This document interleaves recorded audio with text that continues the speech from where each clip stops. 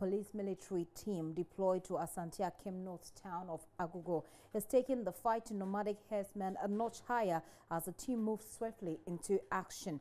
Less than 3 hours that it arrived in the town, at least 175 men and officers drawn from northern Bonohafo and Ashanti region will spend weeks in the bushes of Agogo in a move to flush out herdsmen and their cattle from the area. A large crowd of residents this morning besieged the Agogo State College where the team had pitched camp.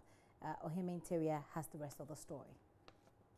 Unlike previous operations where the police military team has had to do with vehicles sat in the backers of vehicles, I'm told 2 of the helicopters will be based in Kumasi and the other one will be on the ground here in Agogo.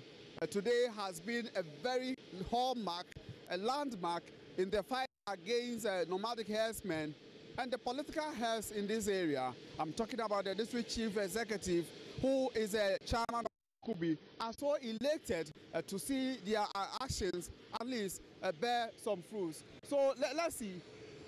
Let me speak to Honorable Andy Apia Kubi. So happy today. What is making you so happy?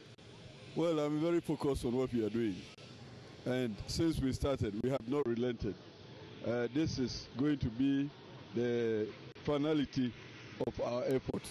So I'm very encouraged that the state of Ghana is also supporting us to offer the protection that is necessary for our constituents.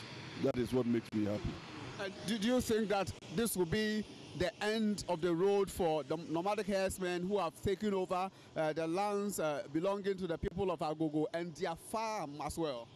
We have seen operations in the past, and there appears to be a trend of every year we celebrate an anniversary of the previous. I want to believe that this is the finality of all such anniversaries, and that after this operation there won't be any further anniversary for us to celebrate. The plea that I sent to the authorities is that we are prepared to offer land in the region of between 500 to 1,000 acres for the establishment of a military base, for the military to be training here. I understand in the Ashanti region there is a military base in Kumasi. Kumasi is so overpopulated that we need the land space for residential occupation, and therefore we are prepared to offer the land here for the relocation of the military base in Kumasi, so that we will serve a dual purpose of training facilities and also a presence of a military that will ward off any incursions of the Fulani and their heads. So this is the final plea, and in fact that will bring finality to that we have done always in the past. And do you think that this particular operation is quite special, it's quite different from what that you've witnessed and experienced in Agogo? This is a very different operation, and I'm very, very grateful to the national security authorities, and I'm very grateful to my president and my father, Nana Akufo-Addo, President of the Republic of Ghana. He has shown that he will not tolerate any attempt to undermine his authority, and neither will he also tolerate any attempt to put the security of the state into jeopardy. I am very grateful to the regional minister who has been very supportive of this endeavor, and the traditional authorities in this area also who have been also very supportive. I'm also very grateful to the men who have discharged this responsibility very equitably, and I'm very grateful to the press who has also provided the opportunity to air our views and also advertise our predicament. I'm very grateful to everyone. For some of us, we are not here to report, but we have spent nights, 3 solid nights in the bush just to track nomadic herdsmen and how they work and how they operate. And that's how come we are so much interested in this project as a media organization, the multimedia group. And that is what we have. You in person, I want to congratulate you. You have been with us in the trenches. You've gone to the bushes. And you as a person, I want to send a special congratulations to you for demonstrating the courage that you require in your profession. It hasn't been easy, it's risky, but you've been with us. Congratulations. Let me commend also the multimedia for giving you the platform to estimate your talent. I'm sure the sky is the limit. Congratulations to you. Thank you so much. That has been the Member of Parliament for Asante Akim North, Honorable Andy Apiakubi. In this regard, we'll continue to. It's taking off for the very first time, and as you can see, the residents of Agogo are here in their numbers, at least to catch a glimpse of what is happening here, and also be part or be counted among history. Indeed, they will be making history that in the fight, in their quest to ensure peace and tranquility on their lands, in their quest to fight the operations and activities of the herdsmen, and now they are seeing something different, and that is the introduction of a police military reinforcement team. And this time around, they are not just doing it, they have come with police military choppers or helicopters to assist in their operations. So the people are so happy. They are so happy that now they are witnessing this. Ohime says the people are happy. But will the presence of this particular team stop this problem? Will it nip this problem in the bud? Actually, a problem that the people have had to deal with many, many years now. Ohime joins me on the line for some updates on this. Ohime, well done for all the work. But are the people confident enough that the presence of this security team will deal with the problem and deal with it once and for all? Ohime, can you hear me? Yes, Gipsy, I can hear you. Right. I'm asking, to what extent are the people of Agogo confident that the presence of this security team is the solution, the one-stop solution to the problem they've had to deal with for many years now? Gipsy, for residents of Agogo, they believe that this particular exercise, the officials of the military police team have code-named it Operation Calm Life. Operation Calm Life. That is what I'm seeing on some of the vehicles parked here.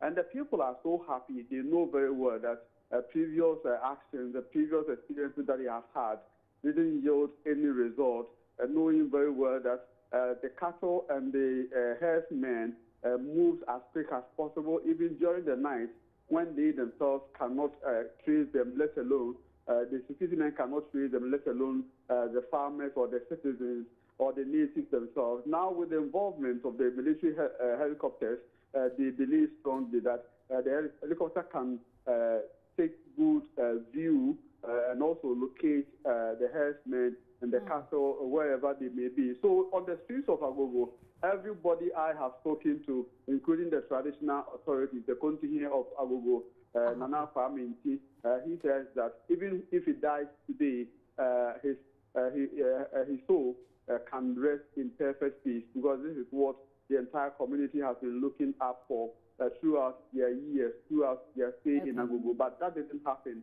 But for now, they are confident that even the numbers alone is enough motivation for them that indeed their efforts will yield results. And I must say, everywhere you go, Gifty in Agogo, is either you meet the operational vehicles on the streets of Agogo, and people once in a while cheer the military or the vehicles up, knowing very well that they are in to support them, they are in to protect them. So the people of Agogo are also giving their best to the team, and I must say it's been a very cordial relationship between the military police team as well as residents of Agogo, knowing very well that this is their last chance to improve their lot. Well, Ohime, let me find out from you how the Fulani herdsmen or the herdsmen themselves have been responding to this. Are any of them around as we speak?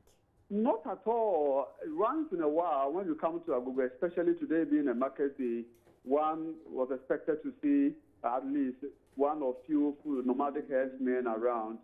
Those of a Fulani ethnic background, they come to town to buy something for their upkeep, especially from toiletry to food items. But now I haven't seen any of them across the street. Okay. But let me also say that even those who live in the villages say that they have seen a couple of them moving away.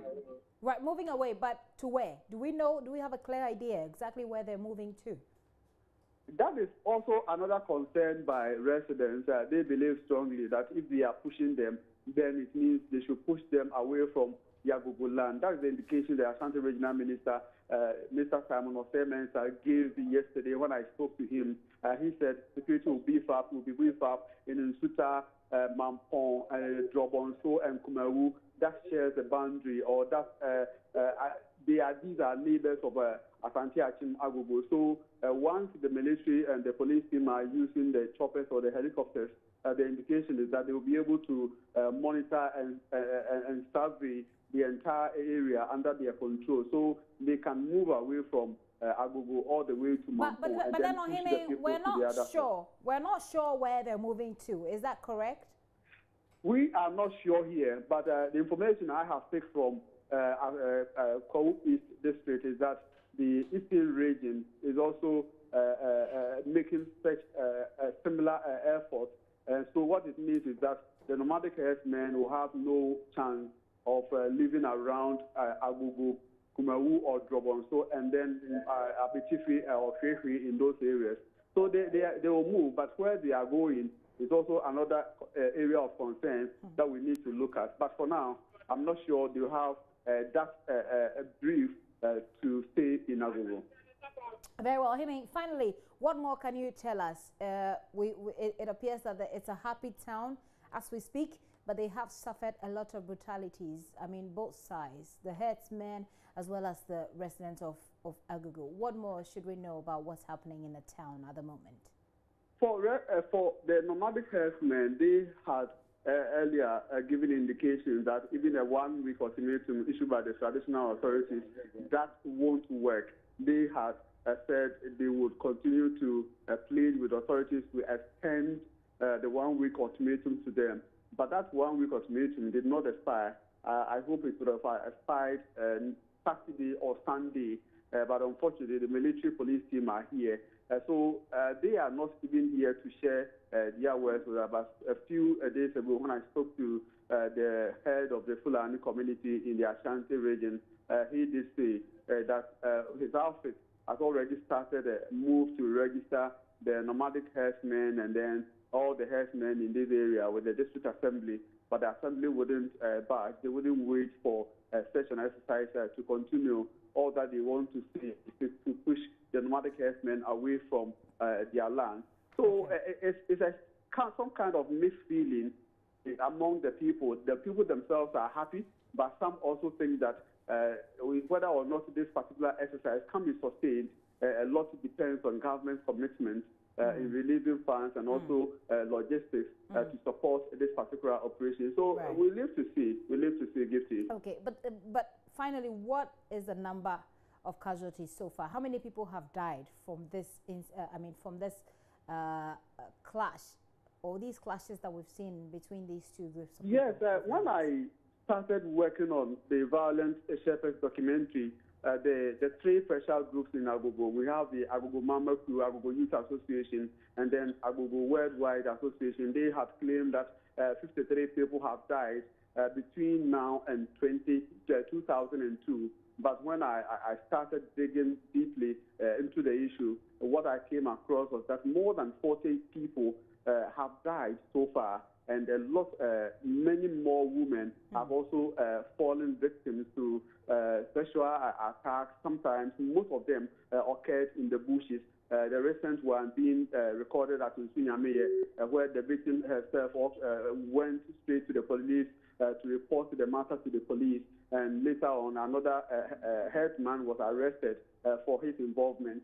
So for me, I can say that something above 40, the number is above 40, and these numbers, the casualties, shot up in 2016, between 2012 and 2016. And in 2016, that was the peak of it, when the traditional priest for Agogo, Nana Okonkwo-Bedu, was shot in the bush at Koreso. He was actually shot in the face by nomadic herdsmen, and that actually angered the people of Agogo. Right. And the group started, campaigning, and that campaign activities has given birth to what we are witnessing today. Right. Ohimin, thank you so much for the work and thank you so much for the efforts that you've put in. Ohimin Teria is with our sister station, Ishua FM in Kumasi, bringing us up to speed there now. Away from Kumasi, let's go up north where 4 people, actually one of those injured has died, because initially there were 3.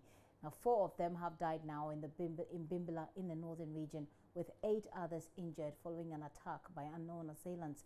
The incident occurred last night when the victims had finished with their evening Islamic prayers and were seated at a known public place. According to eyewitnesses, 2 persons on a motorbike allegedly shot at them and sped off. It is unclear what may have triggered the shooting. Let's get on the phone now and speak to correspondent Mohammed Hashmin for more. Hello, Hashmin. Hashmin, if you can hear me, give us a brief background of the situation with Bimbilla and how far we have come.